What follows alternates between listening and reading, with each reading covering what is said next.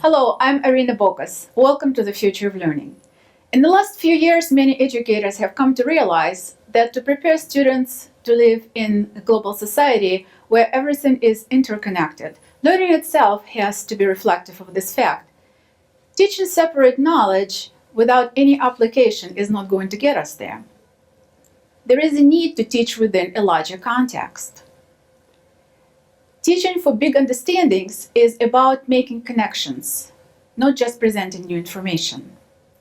But how might such learning look in a classroom? Jessica Cleland, a language arts teacher at Clarkston Junior High School, kindly agreed to share with us what she and her ninth grade students do to gain these big understandings through writing. Jessica, thank you very much for opening your classroom for us today. You're welcome. The question that I have right away is that when we think about writing in general terms, most people think 5 paragraphs, then perhaps learning requirements for specific genres, what goes where, and then practicing writing within those genres. So how does this all fit with a larger context or big understandings? That's a good question. I do think it's time that we rethink a traditional curriculum, especially in the 21st century when students are engrossed in their technology and the way they're living their lives today. I think it's important that we examine the tasks that we're currently asking kids to do to see or determine whether or not these tasks have relevance in their real life. And that's not to say that the traditional curriculum needs to be thrown in the garbage can. I think there's a lot of great things in a traditional curriculum, but how do we re-see that? And so what I like about the way that David Perkins describes it in his book FutureWise is he says in the process of re-seeing the traditional curriculum that we can still hang on to some of those typical representations of a discipline if we reframe our approach to them in terms of seeing the wider implications and applications of that. So I think that's important for us to do. For instance, in a 9th grade curriculum, Bless Me Ultima is one of the books that we read. And as soon as you announce it to the kids are like, oh, I don't want to read that. We heard that's boring. And so what the problem is they don't see the significance of that in their lives. And so if you take that and put it into a larger context, such as a big understanding of culture or how culture can help kids see their place in the world, I think that enables teachers to open up more meaningful learning opportunities for kids. So for instance, when we did read Bless Me Ultima this year in my 9th grade class, the first thing we did was we invited our ESL students down into the classroom to talk to my students about their ethnicities and their family stories. And immediately my kids were able to connect with their stories, and they could see that the stories that they were telling were relevant to the book that they were reading. So opportunities like that, or opportunities for kids to engage in personal inquiry, so that if they have things that they're interested in, they could pursue topics of their own to explore. Also connecting kids, like connecting my kids to kids across the globe to learn about different cultures, or exposing them to multiple representations of different types of texts, like visual texts or interdisciplinary texts that would help them gain a deeper understanding of the idea of culture. But what does it have to do with writing, one might say? What does it have to do with writing?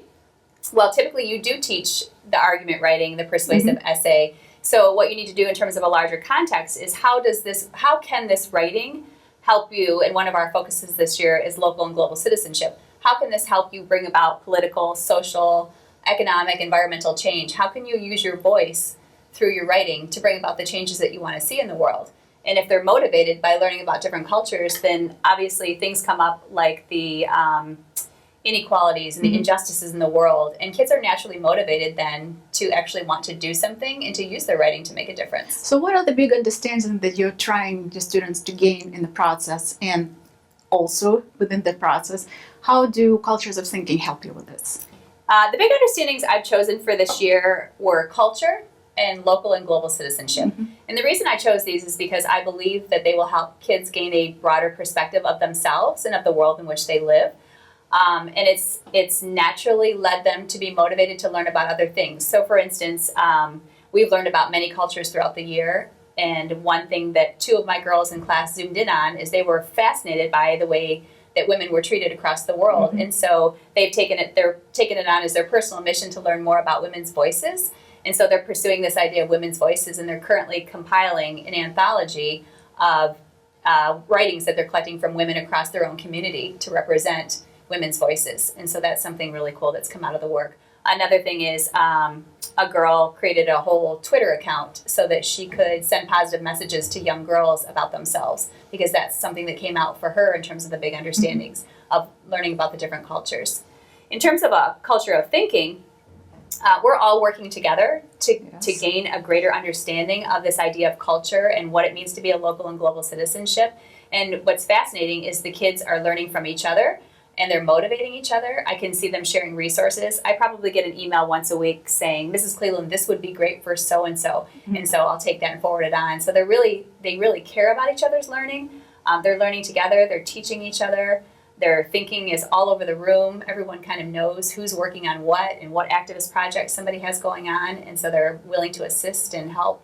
And for me, what it all boils down to is through this whole process of using a larger context or teaching to a big understanding has really helped me show kids, especially through the culture idea and the local and global citizenship, that these kids have a voice and their voice matters, and they don't have to wait until they're an adult to use the voice. And this is a disposition, obviously. This is obviously a disposition, and the kids have picked up on that. So through their reflections, I'm learning that what my goals are working, because they're kind of spitting back to me like, I'm feeling like I can go out into the world and do anything I want now. When I go out into the world, I see it differently.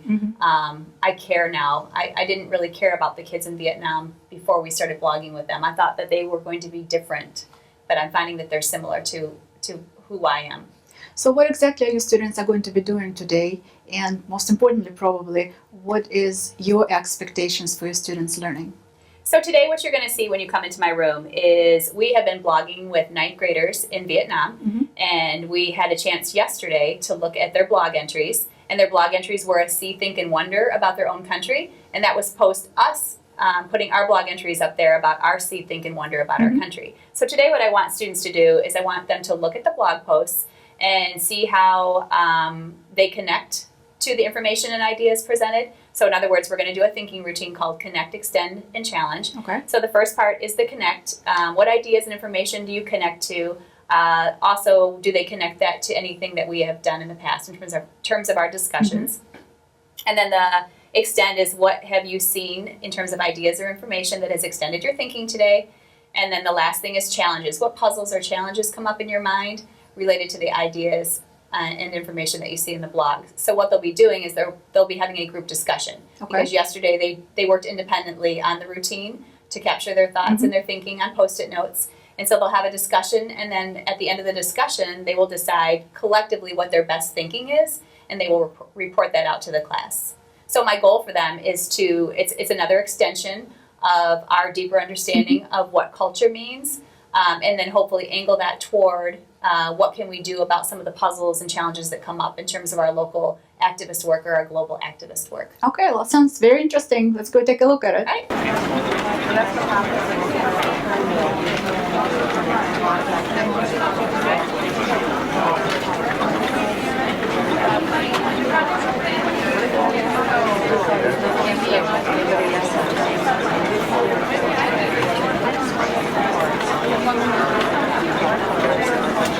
Because this is the connection. Yeah. I feel like this. So obviously, let's just explain it now. Let's explain it in order. The daily lives, these on social media, just like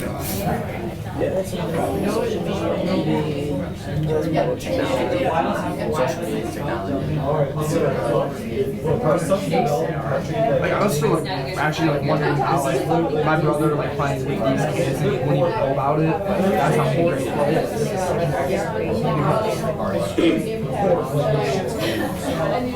So our technology, daily lives, traffic integration, and people's attitudes are very similar to our cultures, which we weren't really expecting. So I guess that's kind of like a connection. Should we say something? Now explain. Yeah, sorry.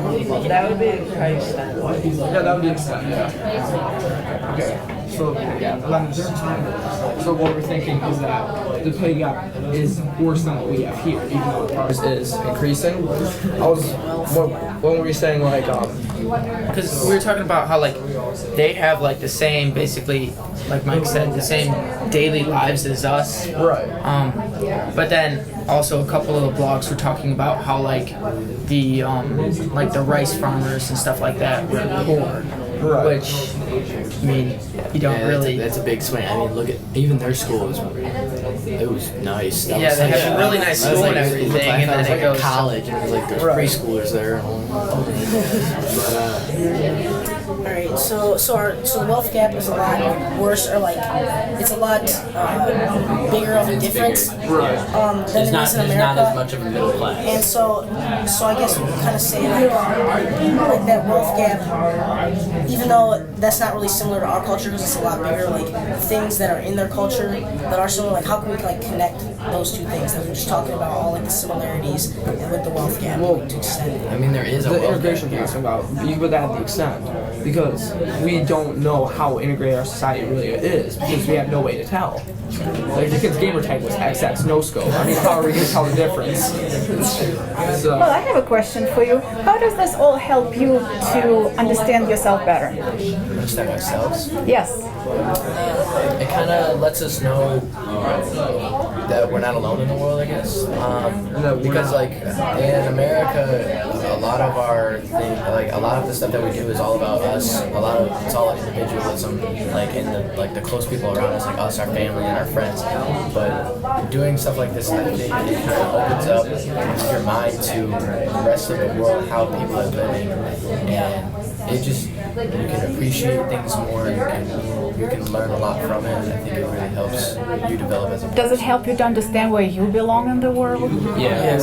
Yeah, like, Also- like it really helps us, like realize how important we like can be, and how we can like kind of change like the world with our own little ways. Like these activist projects that we're doing in class. Like I never would have considered like doing that until like this class. We've kind of been focusing on globalization, and so just that whole idea or aspect really like it's given us a lot of like new ideas, I guess, on the world and what we can do. And awareness. Very global awareness. But it's also like been kind of almost humbling, I guess you could say, because like we talked about earlier in our connection, how we were surprised that their daily lives and their technology and everything was super similar to ours. Because when most of us thought about the vlogging with a school in Vietnam, I mean, we were kind of thinking of like the lower third world country, you know, they more, want to speak really good English. yeah, poverty kind of level people, but they're obviously not. And We it's, saw their school, and it's nicer than ours. yeah, they have a certainly nice school, you know. They have like a pool and like a Hardwood floors. And we're like, wow.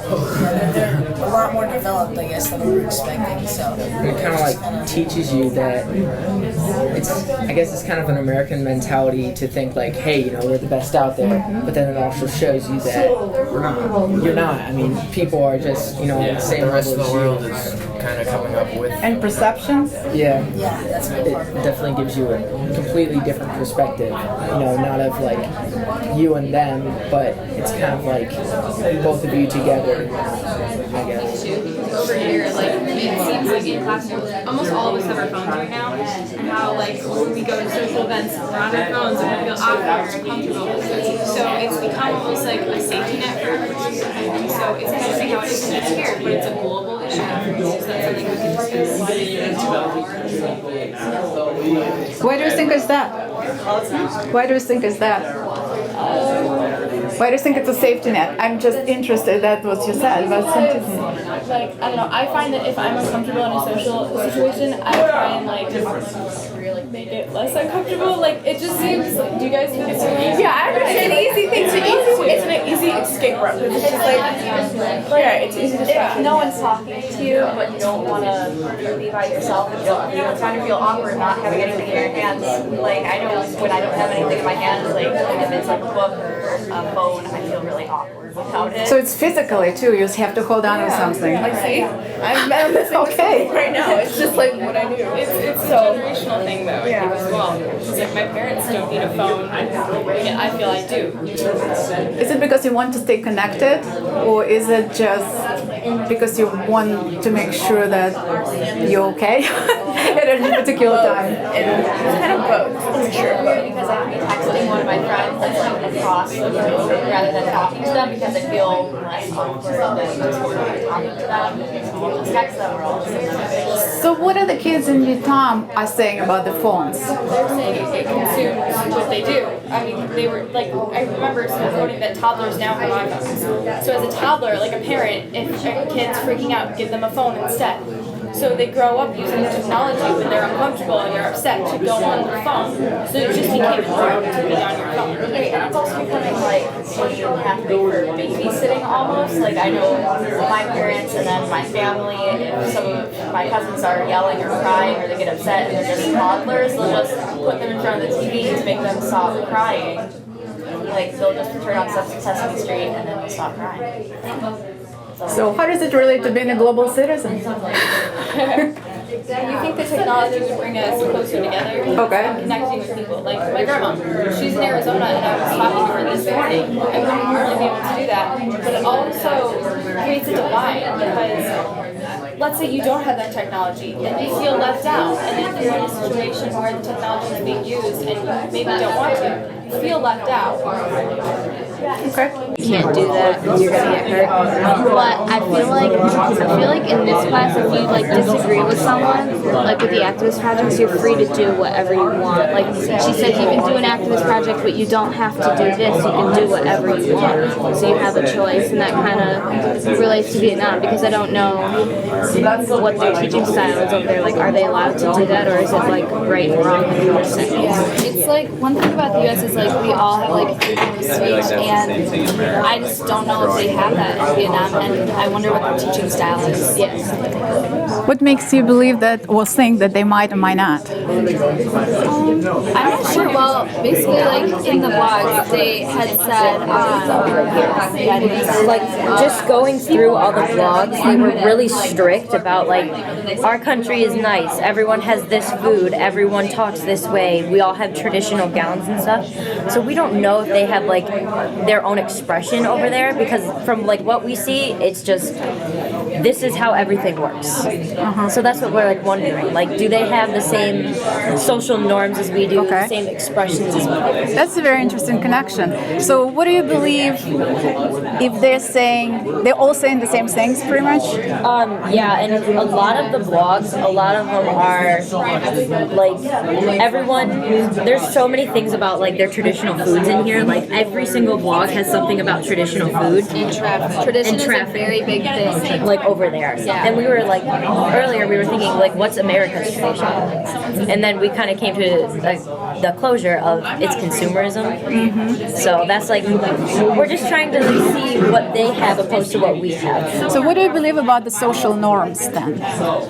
Where are they coming from? Well, that was one of my connections. I said that some people like said that Vietnam is like really beautiful and people are so nice to each other. And then one person said that parents enjoy like spanking their kids. So I was like, I feel like some people feel that it's like really beautiful and kind there, and then other people said that people don't treat each other very well. And I added and I said, like, it's almost the way that you do it. Because, like, we talked about America as being like a paint canvas. Like, you can either mix all the colors together and turn like a brownish, grayish color, or you can view it as like a beautiful canvas of paint and mix all the colors together and make beautiful artwork. So it's almost the way that you view it.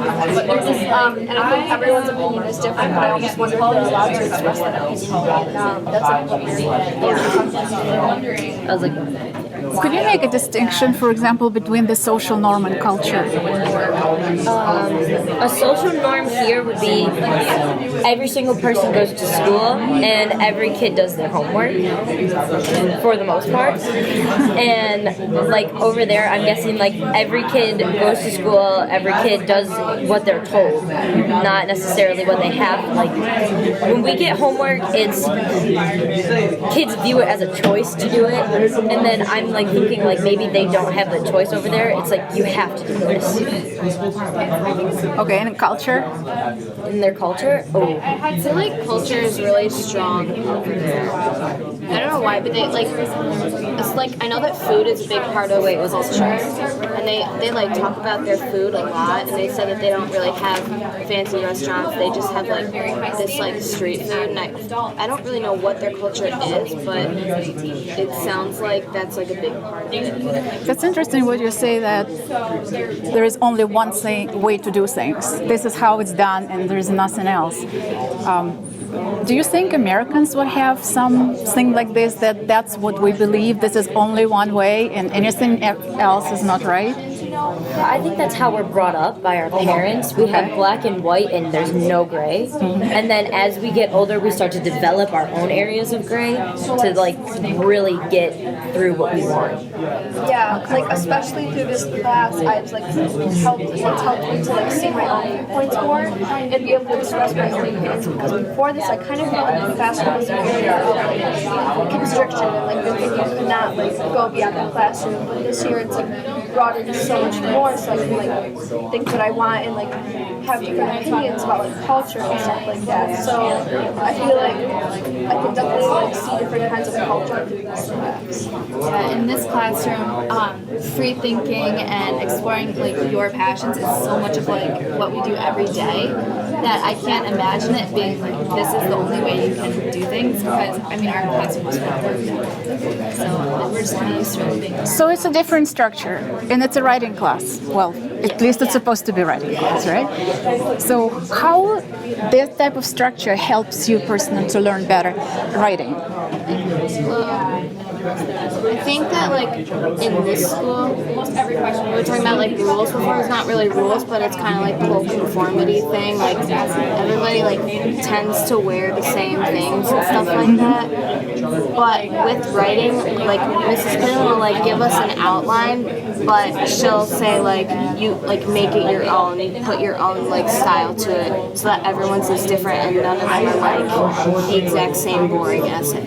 Yeah. So what do you think about then? Are you getting better, becoming a better writer? Definitely. Definitely. Why? It's like I think in this class, she again like doesn't say we have to write about one thing, because you're not going to put your heart into your writing if you're not passionate about what you're writing. So by letting us choose and think on our own, we're really like putting our heart into our writing, and it makes us better. So it's about thinking and it's about emotion, not just the structure of the paper. Yeah. Yes, correct. She gives us kind of like Kristen said, she gives us the outline and we just kind of like to form it. And last year, you know, writing seemed kind of like it was not that fun. It was not a chore, because they told us everything that we had to structure it and like everything that we should think about it. And they basically told us our thoughts. Yeah. So this year, I found myself like loving writing so much more because I can express my own ideas. So even in my essays, my narratives, my videos that I made for my cultural awareness, I just feel like everything is so much more enjoyable because you put your heart and soul into it and really share your ideas with everyone, which is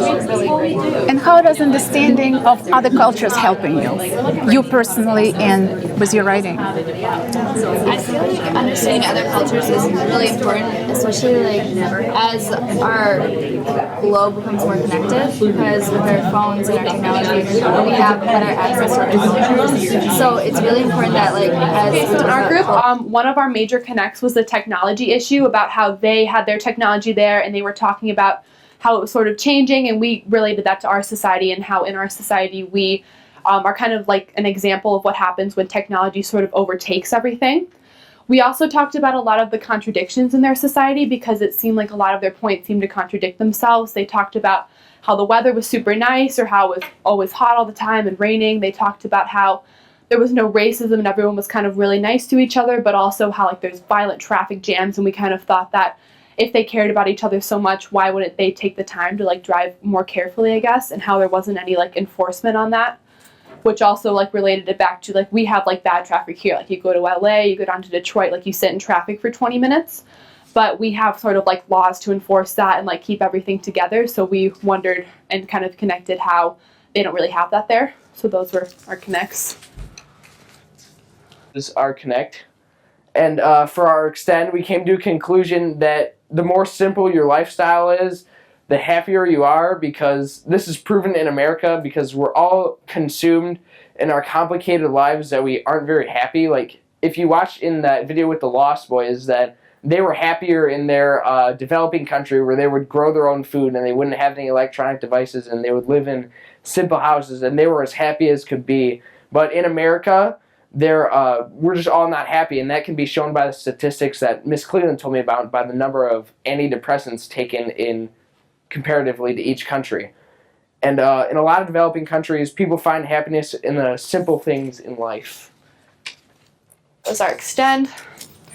And then our challenge was how we kind of looked really deep into the no racism, and we kind of evaluated that with our own culture. Like I know in history, we're sort of learning about the civil rights movement, and so they said there was no racism there, and there was no racism, and that was sort of embedded in their culture, even though they're very diverse and there isn't just like one type of person. So here we kind of thought, in parts of our nation, racism is sort of embedded into the culture, and it's kind of just how we live, and it's really sad that we've learned not only to like deal with it, but to just like live with that, and we just accept it and we see it every day. So we kind of thought it raised the question of how has their society developed differently than ours, where there is no racism there, but here it's just okay and accepted that there is. And that was our challenge. And that was our extend. And for the challenges, we had a couple of questions, and we said, do we have more similarities or differences between our countries? And how is what we learn about our countries different? And do they see our country different than we do? And that was one of our questions, because we see Vietnam as sort of a stereotype country, because in the Middle East, so we think it wouldn't be the best country, it wouldn't be very safe. And but that's shown differently by what they said in their blogs. They said it's safe and a lot of people are happy, and the only thing bad is traffic jams. And what are their thoughts on the Vietnam War? Because what we learn about in history is probably different than they learn about, so we were just comparing our viewpoints on the war.